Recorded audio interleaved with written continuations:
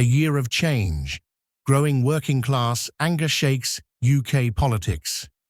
In just a year, the Labour government's tone on immigration-related protests has shifted dramatically. Last summer, Prime Minister Keir Starmer harshly condemned demonstrations outside migrant hotels as far-right thuggery.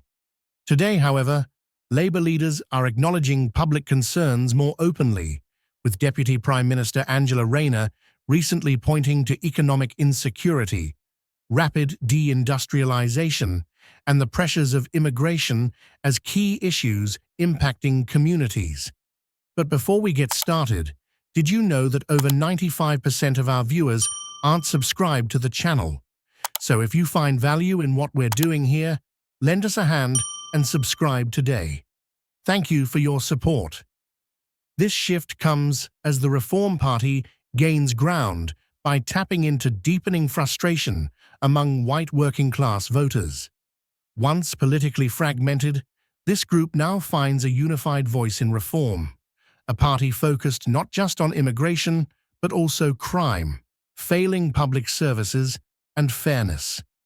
Polling shows over half of these voters plan to support reform, while 45% feel Starmer does not represent them at all. Many feel alienated from both major parties, seeing them as disconnected elites who have failed to protect their interests. What fuels the anger?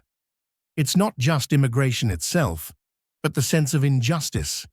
Protesters question why asylum seekers are housed in hotels, viewed as unaffordable luxuries by many, while locals struggle to access basic services. The NHS crisis, stagnant wages, crime, and rising living costs all reinforce a narrative that Britain is broken and no one in power cares. Despite identifying reform as a political threat, Labour has been slow to respond. Cuts to fuel payments, early release of violent offenders, and hesitancy around grooming gang investigations only fuel the perception that the party is out of touch.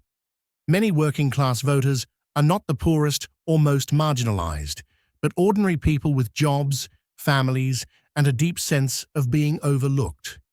For years, their frustration lacked a political outlet. Reform is now providing that. Unless Labour and the Conservatives can offer meaningful solutions, not just rhetoric, they risk being swept aside by a rising wave of working-class anger demanding fairness, control, and change.